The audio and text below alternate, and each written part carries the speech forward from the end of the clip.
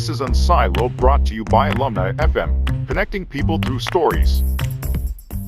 Welcome to Unsiloed. This is Greg LeBlanc, and I'm here with Tony Kronman, who is a professor of law at Yale Law School, also teaches in the Directed Studies program there at Yale, and is the author of many books. I think the first book was this one called The Lost Lawyer. It's the only one I don't have with me. It's somewhere in storage, but I remember it very, very well. And so I'm hoping that I can, that my memory hasn't failed me. Well, hopefully we can talk about some of the themes in that book. But more recently, you've written a book called Education's End: Why Our Colleges and Universities Have Given Up on the Meaning of Life. And I guess this is kind of like a sequel to that. It's The Assault on American Excellence, also about the academy. And then your two most, I don't know exactly what the sequence is, but you have two other books here. This one is called Confessions of a Born-Again Pagan.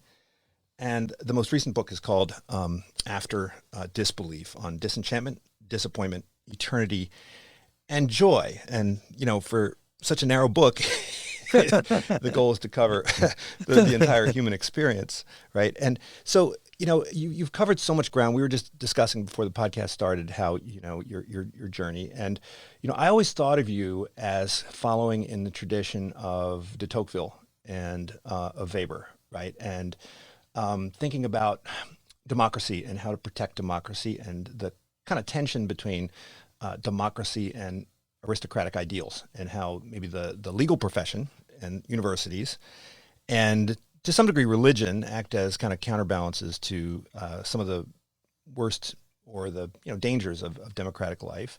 But I think now I see you as almost inheriting a tradition of, I guess, you know, Spinoza and Nietzsche and Walt Whitman, where you are, I guess, pioneering a third religious tradition. And, you know, when I was reading your books, your work on religion, it made me realize that, you know, you're not alone. There are a lot of people that think the way you do, but, you know, we don't have an official church. we don't have a place where we can kind of convene. And I don't think that the language really exists at least in the public realm. And you mentioned that, you know, your colleagues think you're a little nuts because you know, bring religion and religious discussions into the mainstream. So, you know, I don't know where to start. I guess maybe we could start with the Tocquevillian side of the story, right? And, you know, how you came to sort of realize the importance of character development. Because somebody who started as a Marxist, right? I mean, you studied philosophy, but you started as a Marxist. You know, that's typically Marxists don't talk about character, right? They don't talk about judgment. They don't talk. Did this come about as a result of your doctoral work with Weber, or did this come about really after kind of immersing yourself in the legal world? Yeah. Okay. Gee. Well, let me perhaps begin with an autobiographical comment, and then we can talk about the philosophical question, the relationship between elite institutions, habits, practices, the aristocratic cast of mind, which Tocqueville associates very powerfully with the legal profession in America, the relationship between all of that and democratic institutions and democratic values on the other. But let me start briefly with me. I'm much more interested in talking about the ideas than in retracing the steps of my own not terribly interesting personal voyage. But I was a student activist as an undergraduate at Williams College, and then for a short time afterwards in graduate school at Yale. I cared passionately about the political issues of the day. There were two in particular that held me in their grip, as they did many in my generation. One was civil rights in the United States, and the other was the Vietnam War abroad and American foreign policy generally. And I was a fierce champion of racial equality in America and an equally fierce opponent of what at the time I would have described as a late colonialist misadventure in Southeast Asia.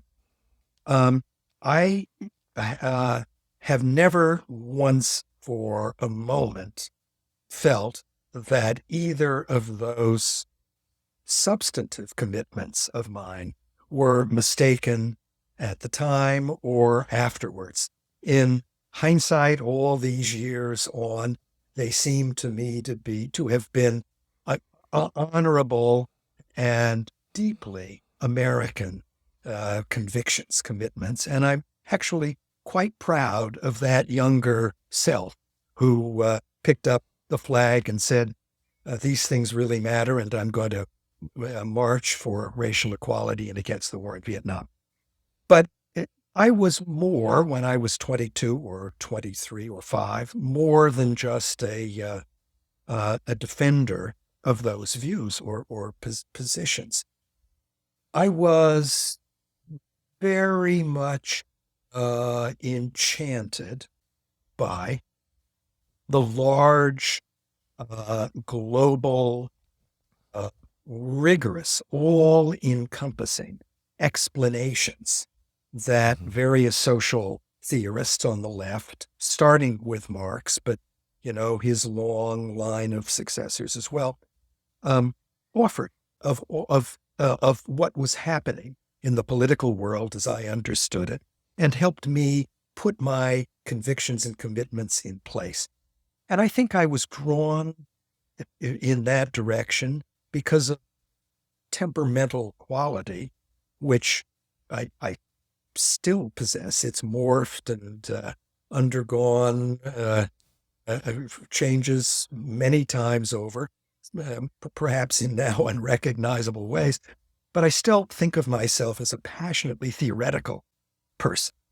But at the time, I wanted a political philosophy that would explain absolutely everything that I thought needed explaining, could be explained, had to be explained about the whole vast world of politics.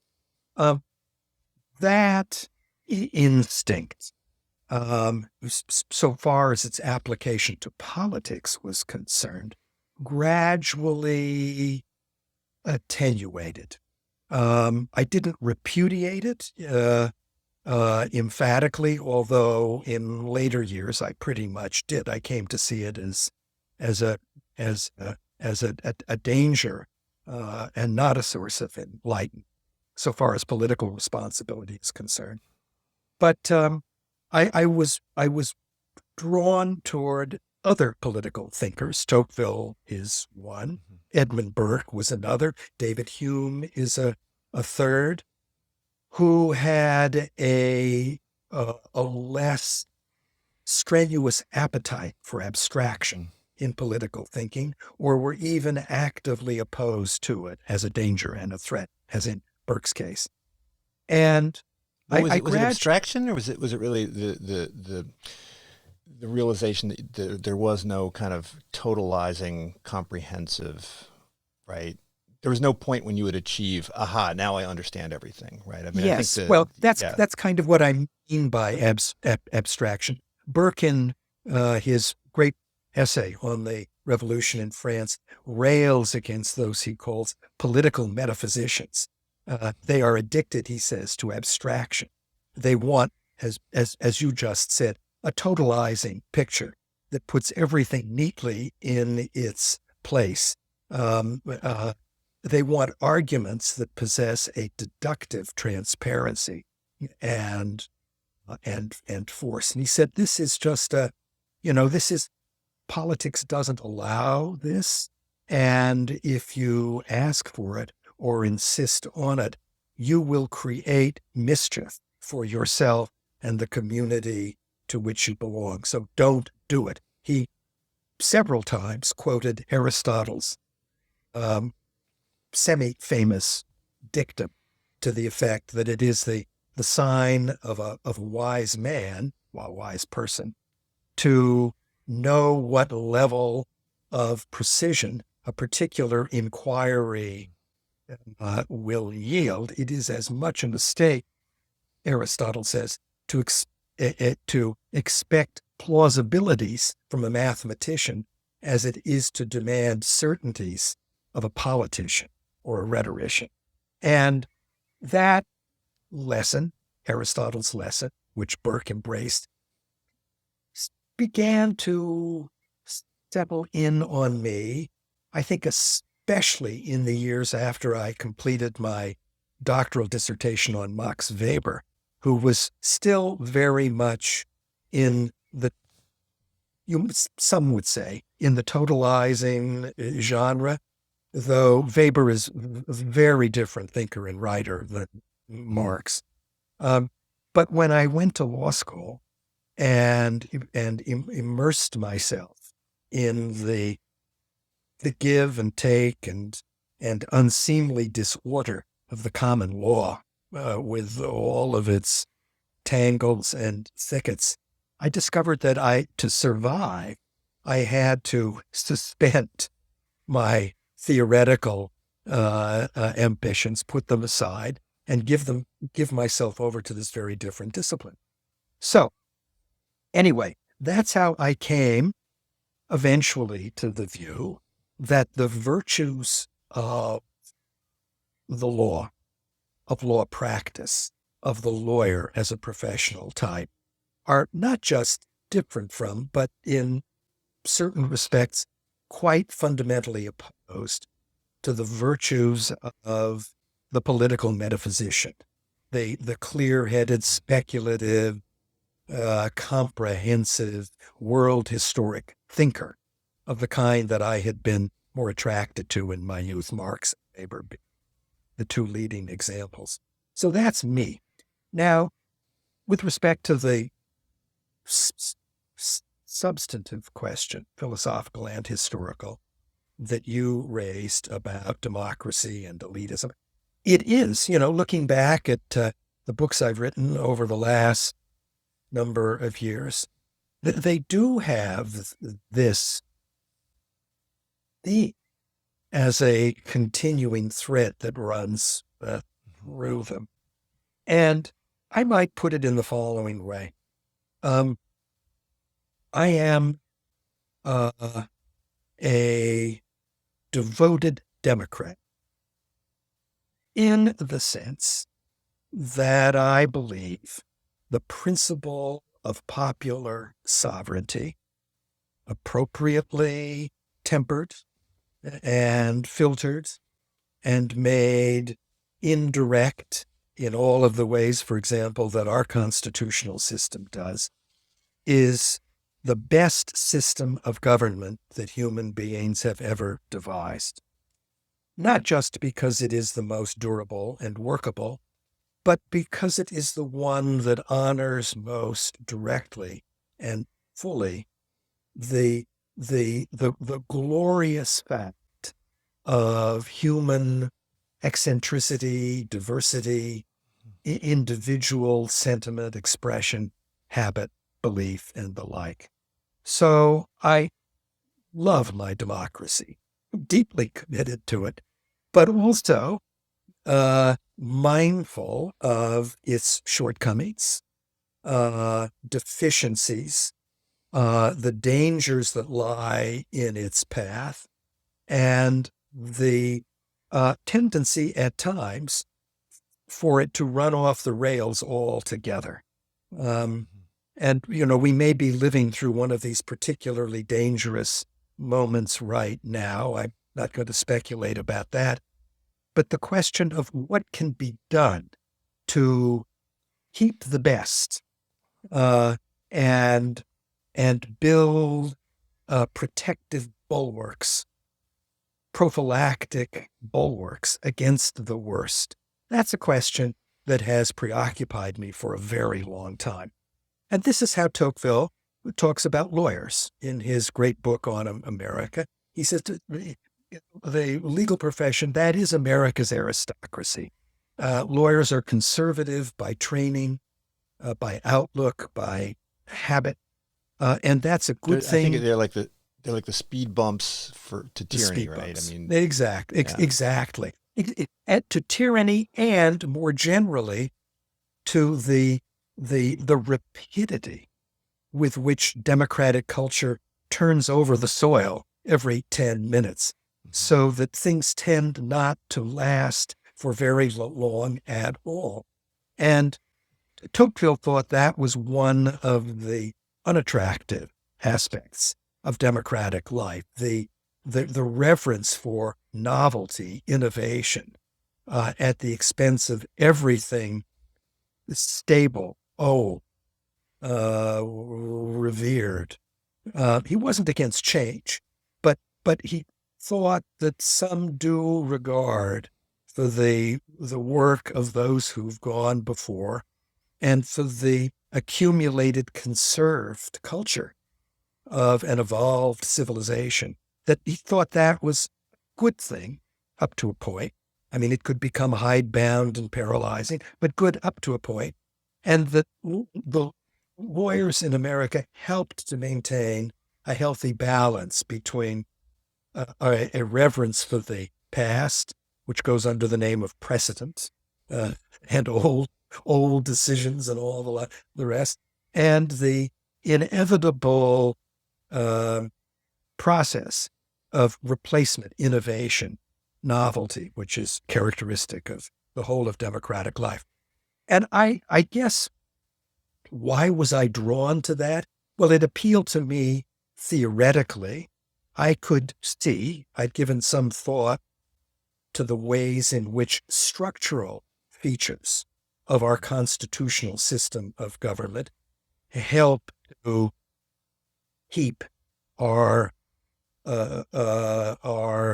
way of life in balance. The Supreme Court and judicial review play a role of this sort, I think. Whether it can or will continue to do so is perhaps an open question, but has. I could see how various structural features of the Constitution did this, but I became interested in more, broadly speaking, cultural forces that might be thought to do something along the same lines. And there I was, a lifelong, committed Democrat, champion of popular sovereignty, and an inhabitant from the minute I left my public high school in Southern California to take the red eye to Boston and travel up to Eastern Massachusetts and Williams College. I've been a happy inhabitant of, and then spokesman for some of the most elite institutions in America. When I became the dean of the Yale Law School and was charged for a time with being its official voice, I don't know that my colleagues would ever have agreed to that characterization. Well, I could have said, shame on us. We're so undemocratic, as we certainly were and are, and we should be embarrassed by that. But I wasn't inclined to do that. I took pride in my school and in the work we were doing. And perhaps some might say, in order to tamp down my own psychic dissonance, felt compelled to explain how the work of that institution and others like it actually contributed to the good health over the long term of a vibrant democratic republic like ours. And then I finished up my stint as the dean and took a year off and went back to teaching and started teaching in the directed studies program, which is a kind of an old-fashioned great books program for first-year students. How many people do that now? How many people do that? We take about 120 a year out of maybe 200, 250 applicants. We take 120 a year. That's not quite 10% of the entering class. It takes a particular kind of kid to be drawn to the program, and you've got to be willing to put your eager, anxious vocationalism aside for a short bit and assume that it's going to be good for you in the long run if you spend a year reading Montaigne and Plato and Don Quixote and Hannah Arendt and on and on and on. So there's some selection here, but the kids are great, and I love teaching in the program. And for me, it was a busman's holiday. Going back to these books, many, but by no means all of which I'd read as an undergraduate or in the course of my graduate training at Yale, and to read them again with the care that you have to if you're going to teach them responsibly. And it was and it continues to be a wonderful experience. I teach in DS every year.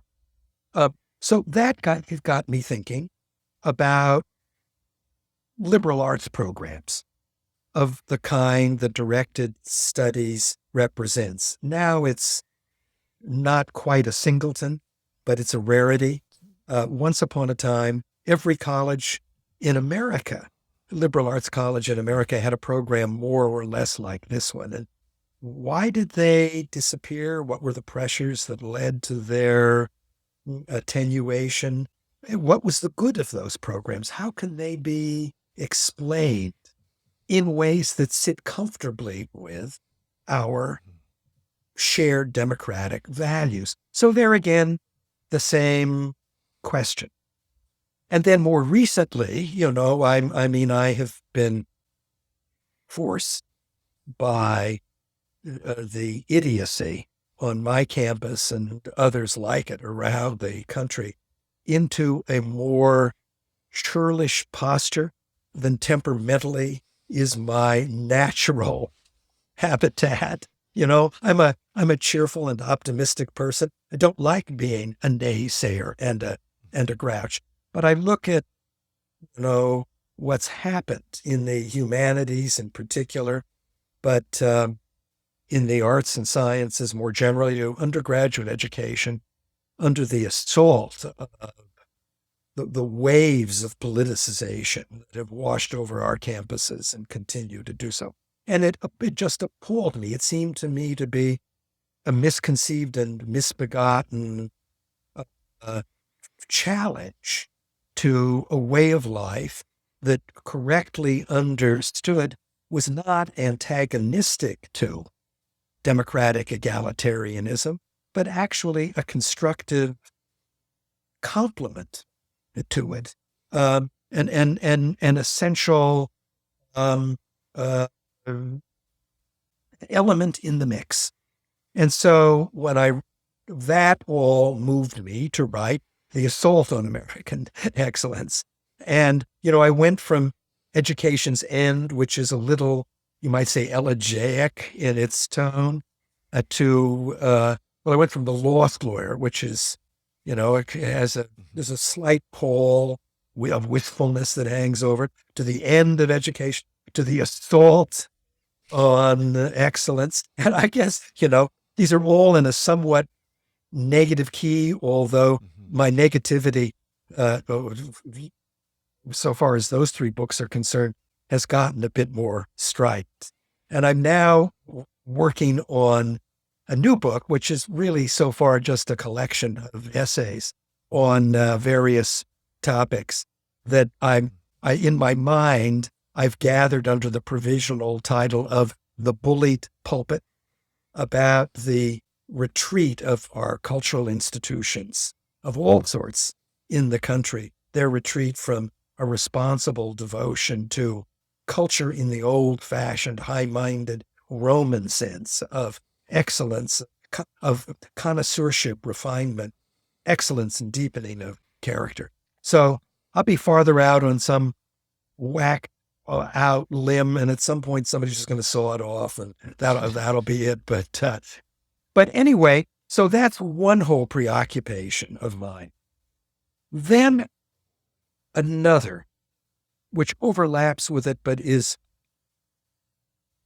distinct, although it does go back to what we were talking about earlier, is the following. My my appetite for theoretical extremes, extravagance, for systems of thought that aim at totalizing rigorous, compelling explanations of absolutely everything under the sun. That old appetite, which was what moved me or drew me to Marx and Weber, that didn't just fall out of my soul. It got redirected. And I guess I would say that its object now for a very long time has been the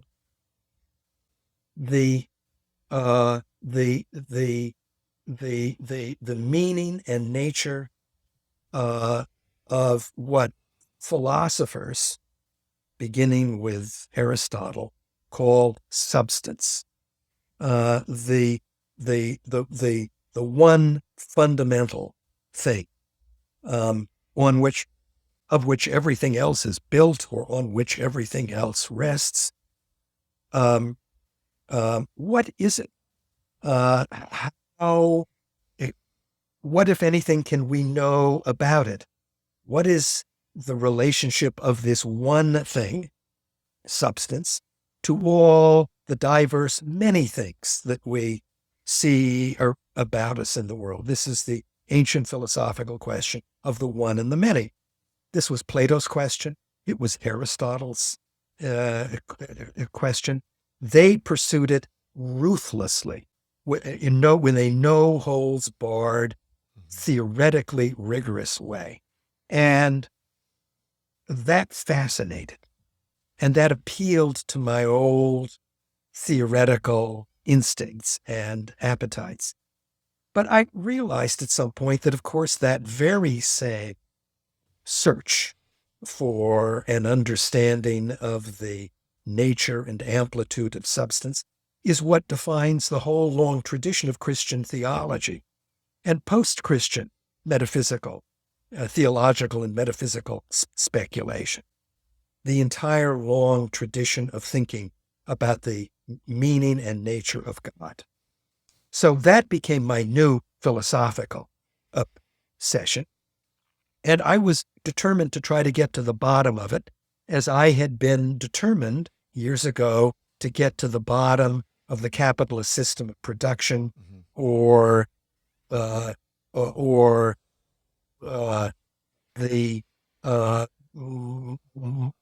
Occidental rationality, to understand these things perfectly and completely. Now I wanted to understand God perfectly and completely. And so I just let myself go.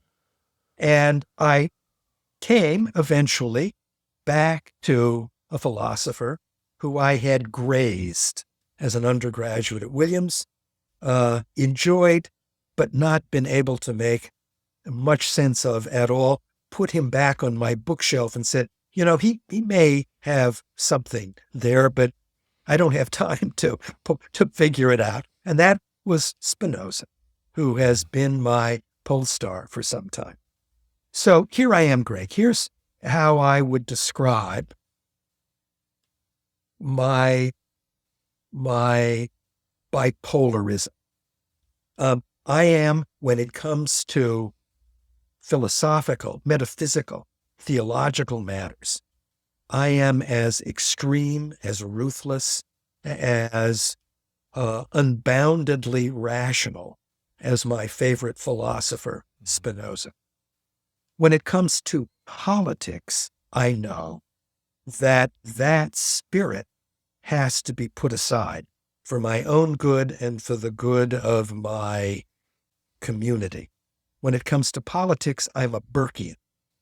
So how can I be a Spinozist when I'm thinking about God, and a Burkean when I'm thinking about politics? Two temperaments more different than these one cannot possibly conceive.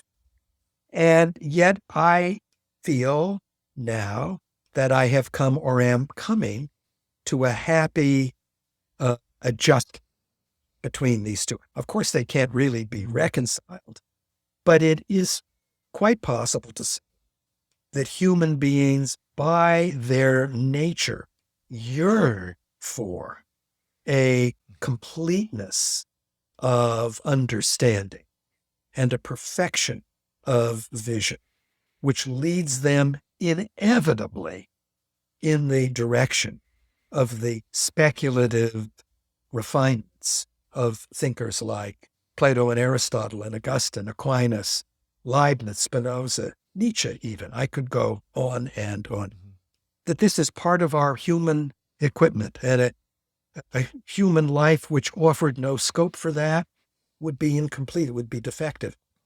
But we're not just, we're also political beings who are doing our best to sustain a workable way of life with others with whom we intermittently get along, but not much more than that. And the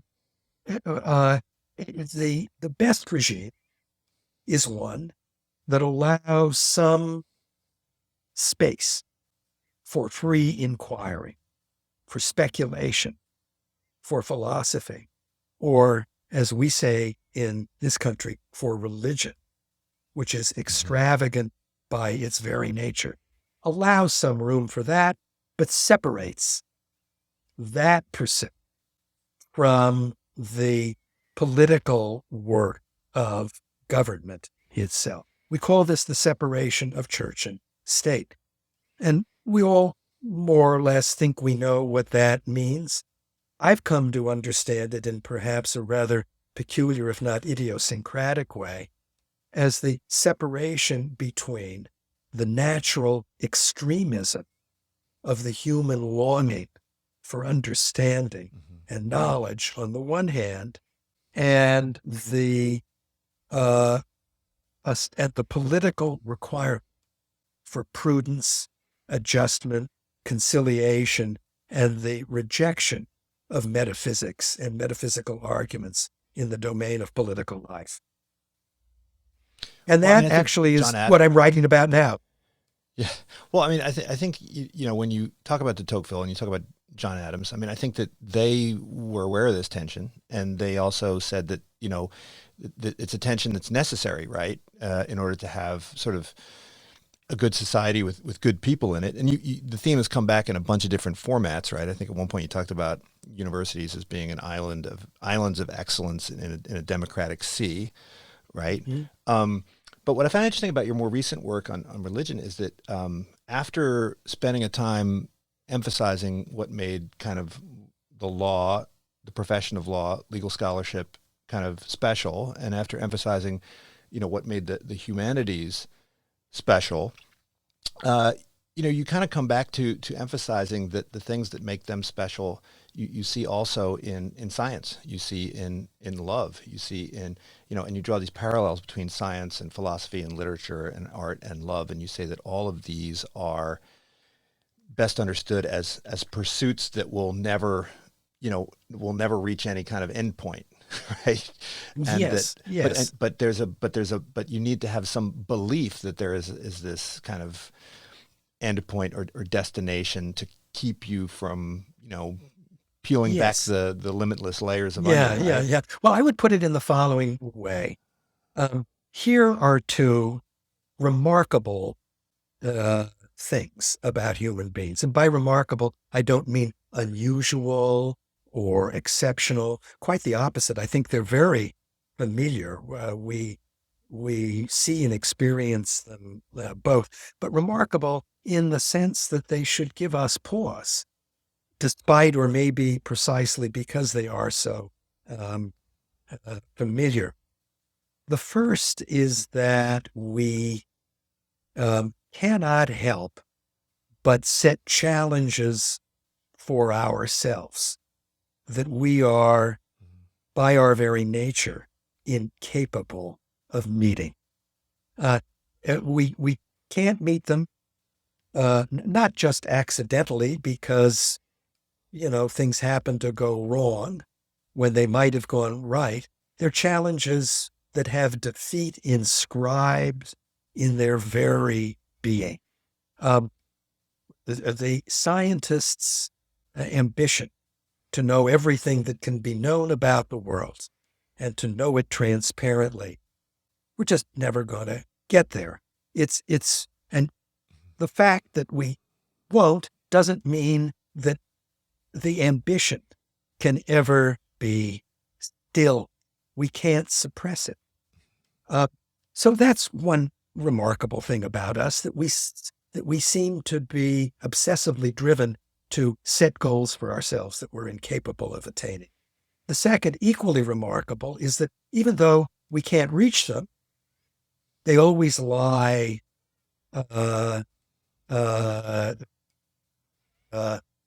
beyond, maybe even infinitely beyond our capacity to know or to. Even though that's true, still we are able to make meaningful progress toward their achievement. It isn't as if we're stuck in place, as if the gap, which in one way is always infinitely large, were infinitely large to the same degree or in the same way as it was the week or year or century before. We make progress in science.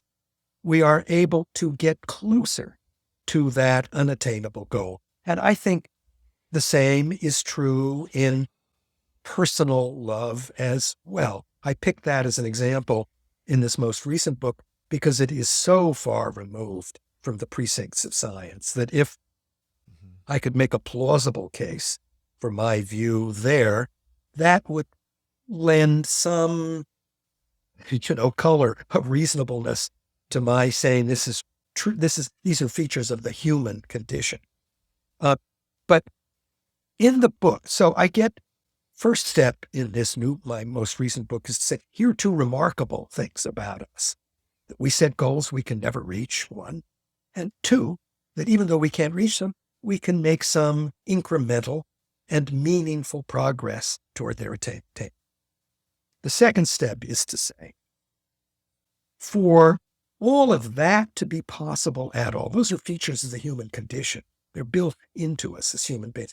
For that to be possible, for us to be the kind of beings who can set unreachable goals, but still by incremental degrees approximate them most closely, what must the world be like? The world that we inhabit. And I won't rehearse the whole argument here, but my conclusion is the world, to explain the very possibility of our having the experiences we do as human beings that are definitive of our humanity. For our humanity to be possible, the world that we inhabit must be eternal and divine. The world itself, which is Spinoza's conclusion. It's the world as Spinoza sees it. The world is God.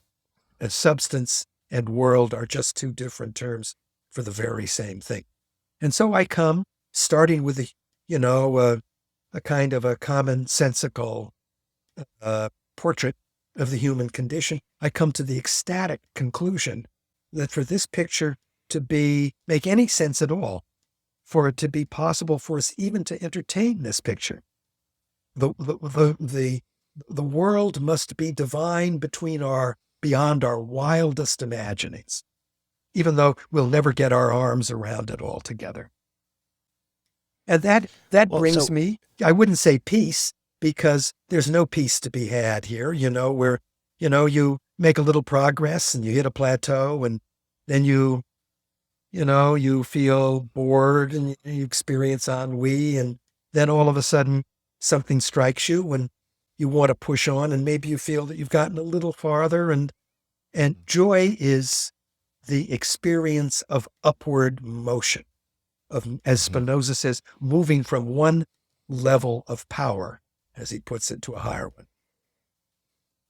Well, so you say that we're deep disappointment is our fate, right? I think that's one of your quotes, right? That we are, we're doomed to be disappointed. That's sort of what it makes us human in ways that other animals can never experience.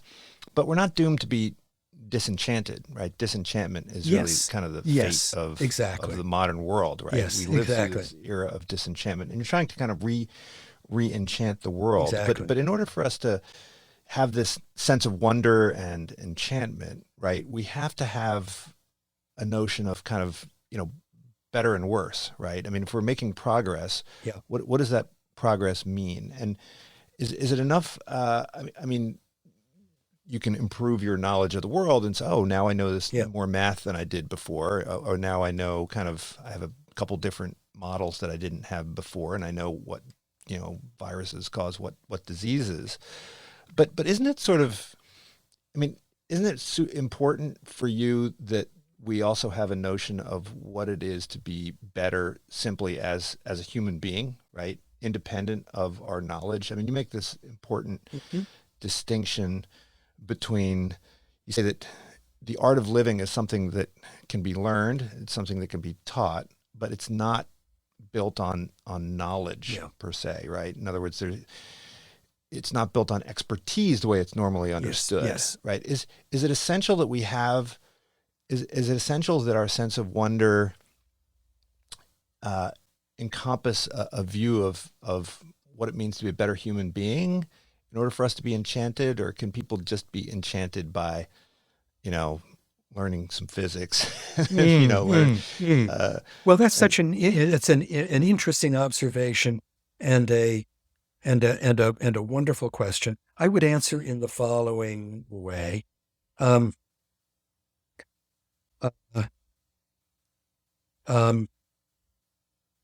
learning new things, adding to the stockpile of your knowledge or expertise.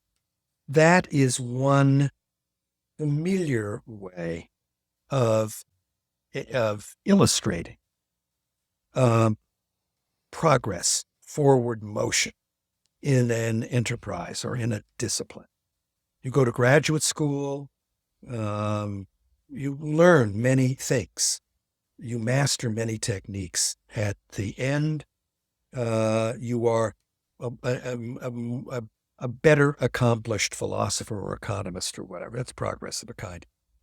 But you're absolutely right that progress for me is hardly limited to that. And it's not even the most important kind of progress that I generally have in mind when I think about the meaning of the word or the phenomenon.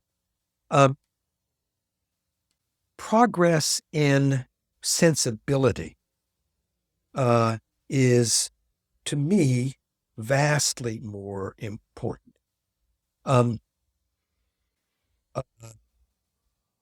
The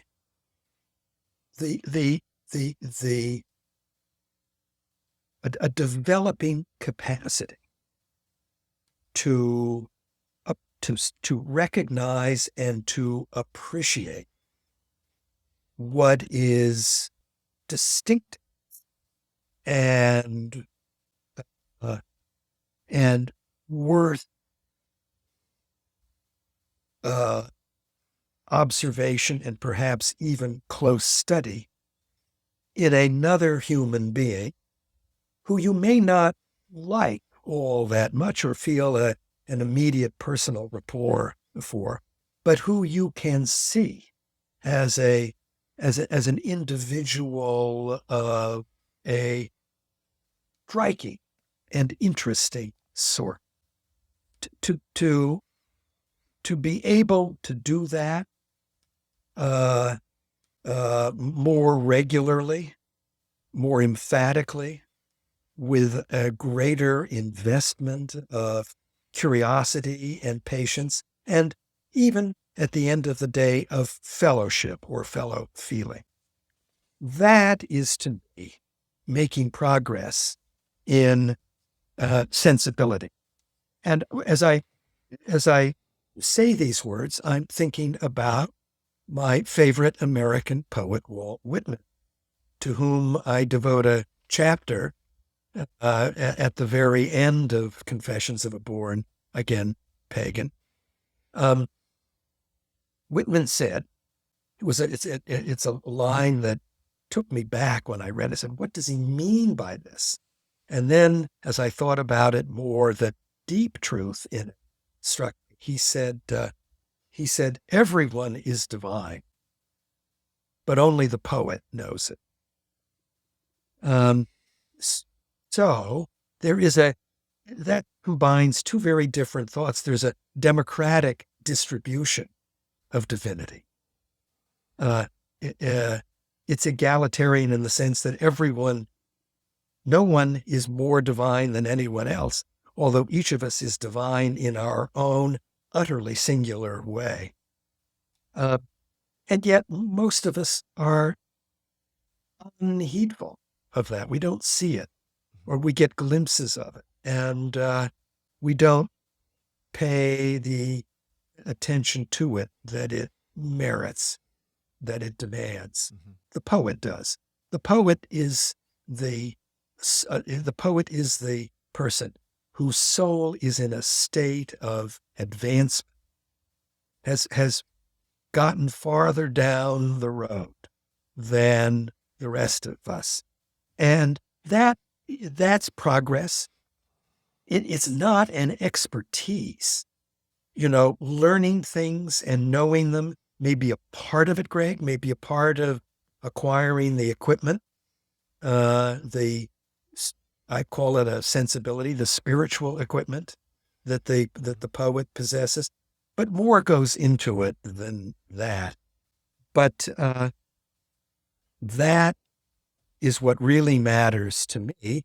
And to just circle way back to the beginning of The Lost Lawyer, when I think about the lawyer's virtues, the virtues of a really great lawyer, they're qualities not of the lawyer's superiority, the lawyer's dignity.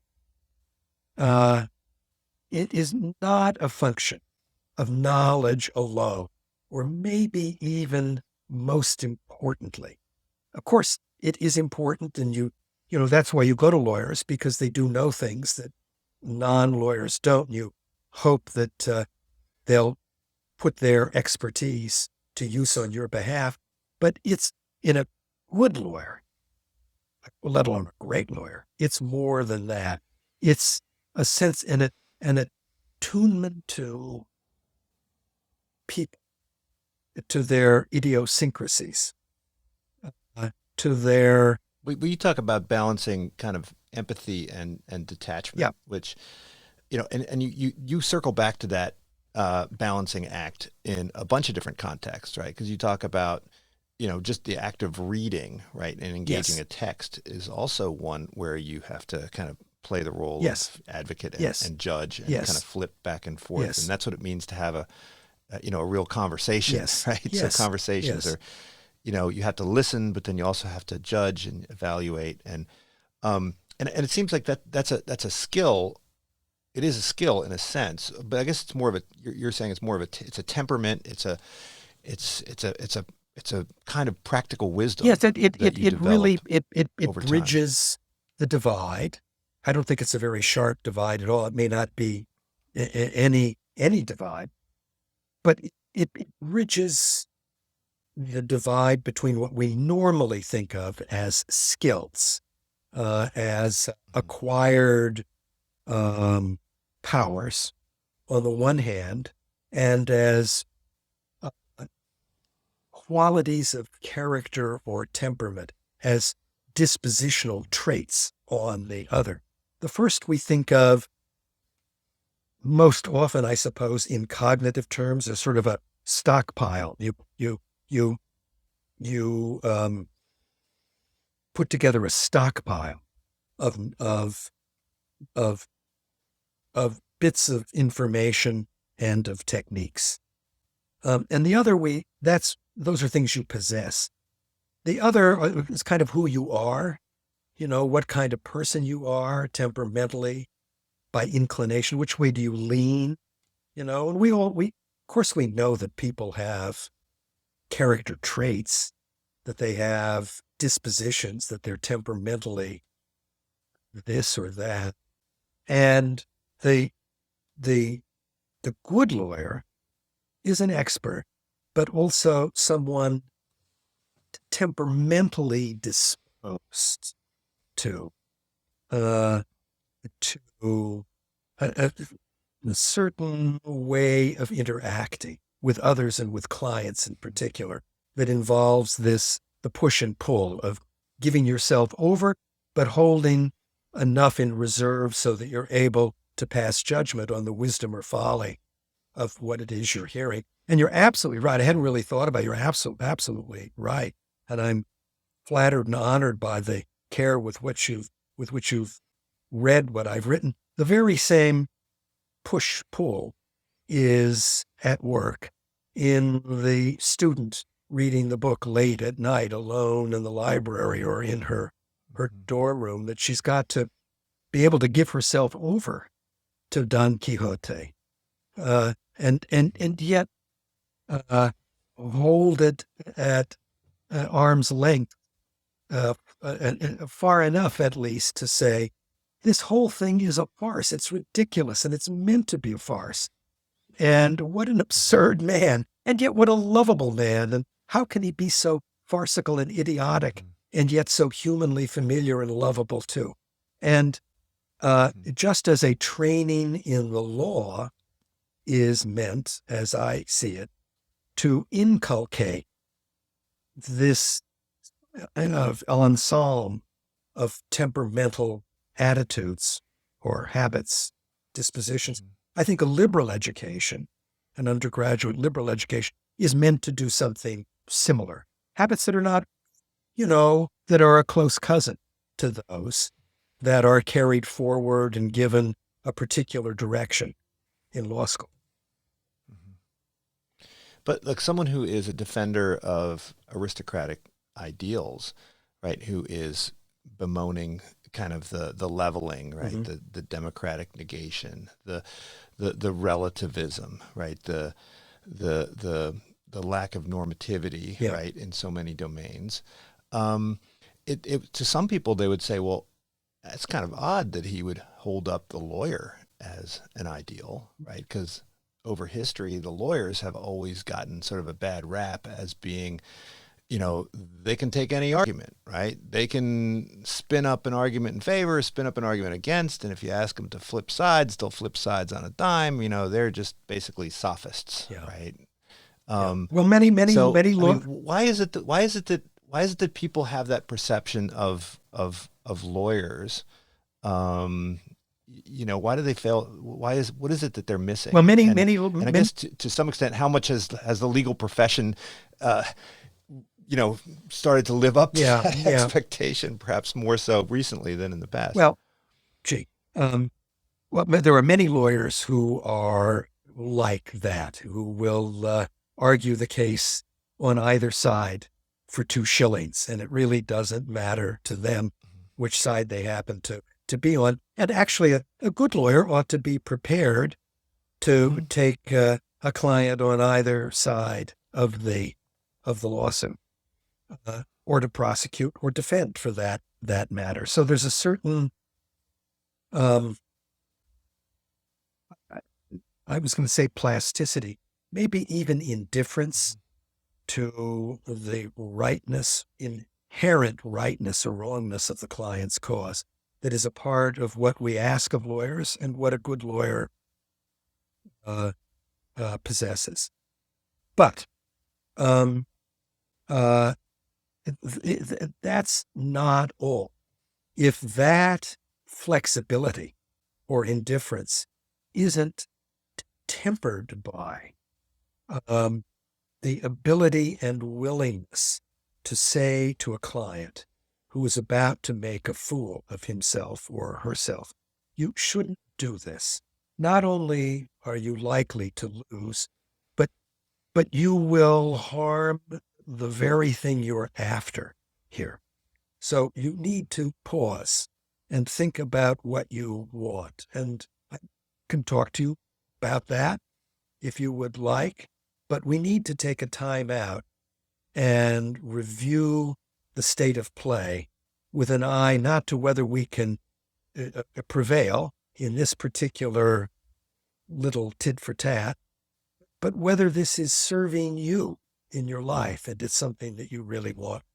I think people often have a pretty low opinion of lawyers because they meet lawyers when they need them, and they need them when they find themselves in the jaws of the law. And that is a formidable, and I think many people experience it as an unpleasant, if not destructive power. And the lawyers who inhabit the precincts of the law so comfortably, I think are just inevitably associated in people's minds with the awfulness of law itself. And that's completely understandable to me. You know, some people, I think, do have a good experience with the lawyers that represent them.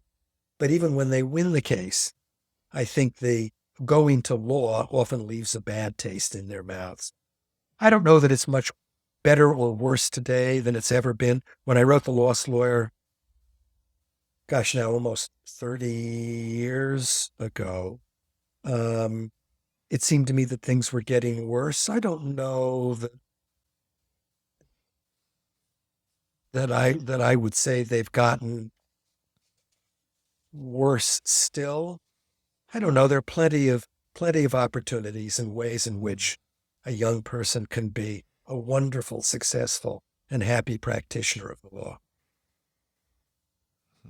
Well, I think part of that story is, which permeates the other work, is this idea of how this vocational ideal has sort of taken over in terms of when people are trying to figure out how to live or why to live, right? At least in the United States, it's sort of, your job is your job is you define yourself in many ways by your job, Mm-hmm. but you don't really contextualize your job within some sense of higher meaning, right? How is the vocational ideal sort of? I mean, you also talk about how lawyers, if the best lawyers, they don't actually, right, make this distinction between their jobs and their lives, right? That their occupation permeates more or less all aspects of who they are. But for other people, they're probably going to have this division between kind of, okay, this is what I do to pay the bills, and then this is who I am as a person. Yeah. How has the educational kind of business been taken over by this vocational ideal? Is this where is there any room left for what used to be taught in the humanities within a university? And if I hope universities so. don't perform this role, if they don't perform this role, where are people supposed to Yeah. go, right? Where are people supposed to figure out, right, what the meaning of life is? Yeah. Young people arrive on the doorstep of Yale College, where I teach undergraduates, at the age of 17 or 18, and they really don't have a clue what they ought to do or need to do in college. They have some vague notion that it's important to prepare for a career or to begin to prepare for a career. I think most of them recognize that will take some postgraduate education of one kind or another, but they need to take the first steps in college, so they immediately begin asking around, looking around, and plotting a course that they think will lead to some vocationally positive result that will set them up for a career, even though they may not quite yet know what that career. It's difficult to talk them out of it, out of that frame of mind. It's difficult to talk their parents out of it. It's pretty deeply entrenched. The faculty, for their part, are increasingly disinterested in teaching in the spirit and to the end that we've been discussing. They are professionals also. They are members of a discipline, professors of English or philosophy or law. They have a career to make themselves. That means writing and publishing, and they don't have the time to be distracted by undergraduates who are interested in a general education as opposed to specialized vocational training. So the students don't want it. The faculty are disinclined to provide it. We have a failure on the demand side and on the supply side too. And as a result, the old ideal of liberal learning as a preparation for life in general and for vocational life very broadly conceived has kind of gone by the boards, and it's in a pretty anemic state these days. And, I mean, your question is a good one. If young people aren't going to find this in our colleges and universities, where will they find it? Where can they look to find some semblance of the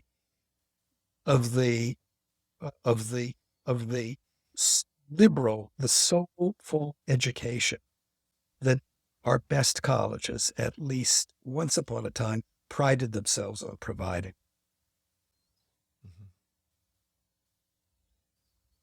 Well, yeah, I was hoping you'd have an answer to that because I'm not sure that, it seems like it'd be kind of quixotic to try to expect our educational institutions to reverse course and start, reinstituting a, liberal arts education. I would say this, Greg, seems like that maybe ship has sailed, right? maybe this should be because I am an optimist, temperamentally, should be my last word on the subject. Nothing beautiful and fine can be lost forever.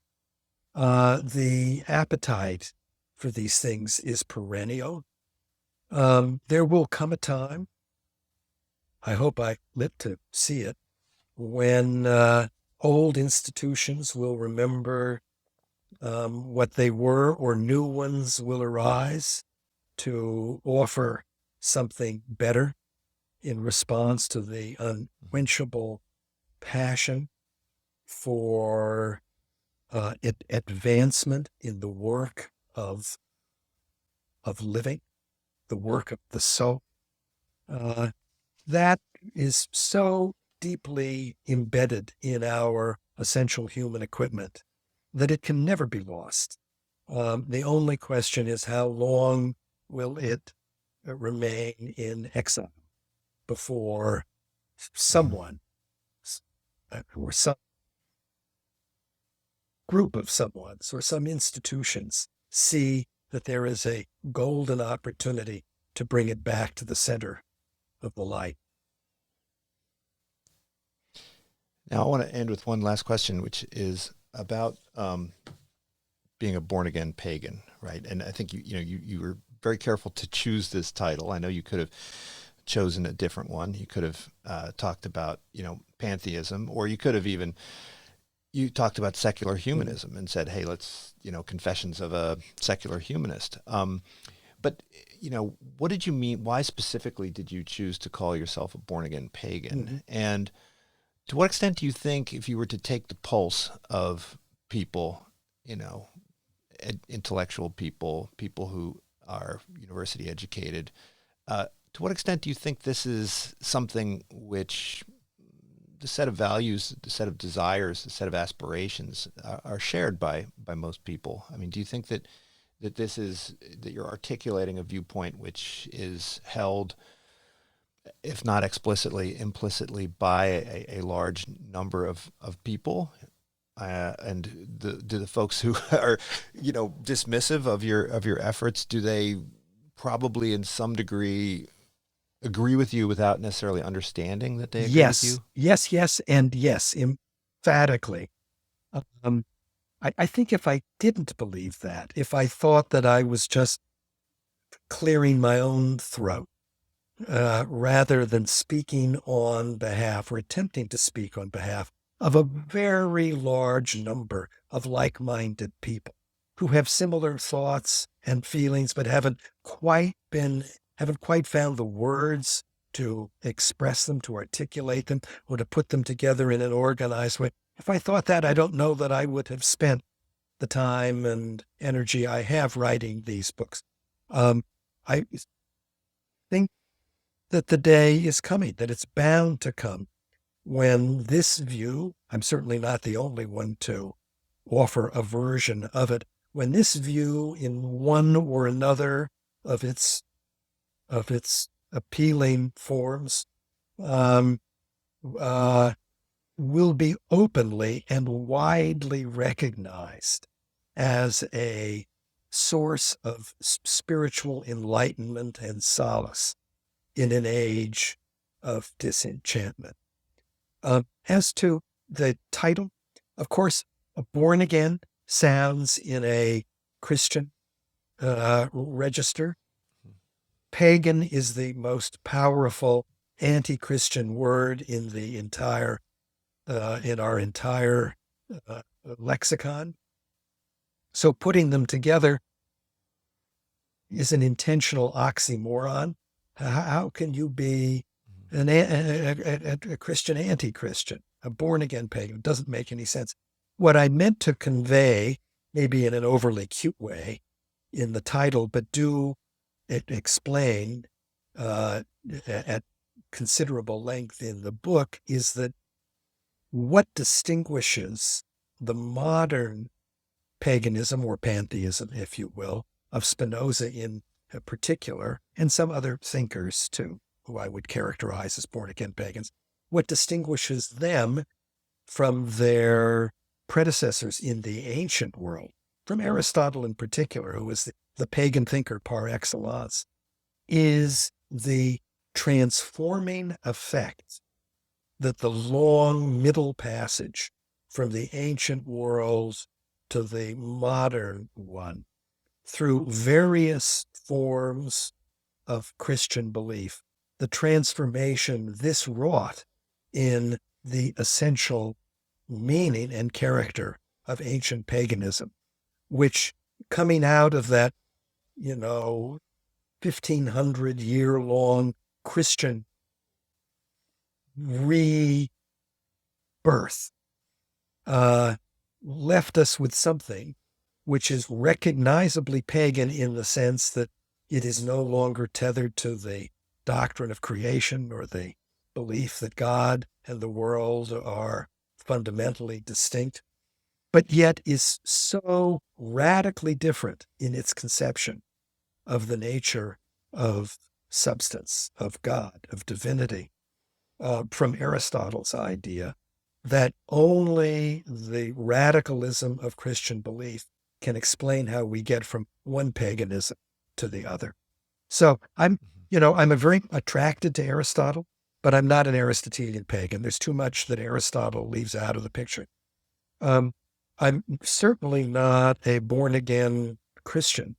There's a ton in Augustine that appeals to me, that's deep and enlightening, but I'm not with that program either. So I want a third option on the menu, which mixes and matches the best of these two theological alternatives and avoids their worst. And it's my born-again paganism that does it, I think. Of course, I'm just stealing all of this from Spinoza. And if my book does nothing more than lead a few of my readers back to Spinoza, then I feel like I've served the cause well. Well, I think you're a bit like me. You've got these conversations going on in your head between all of these folks that you've read and yourself, even though they're long dead. And I think it's been great to be like a fly on the wall of your brain in reading these books. And so it's really been fantastic. So I think everyone should check out After Disbelief. We could have spent, I think, many, many hours talking about all of these books because they're quite thoughtful. Confessions of a Born-Again Pagan, The Assault on American Excellence, education's in. And of course, the Lost Lawyer, which I need to find somewhere in my storage locker and go back and review it. So thanks so much, Tony. Appreciate it. And hope to see you again in sometime person. soon. That would be nice. Thank you, Greg. Thanks for inviting me on. It's been just really a joy talking to you. I'm very grateful for your goodwill and the generous attention you've paid to my books. It means a lot to me. Thank you. This is Unsilo, brought to you by Alumni FM, connecting people through stories.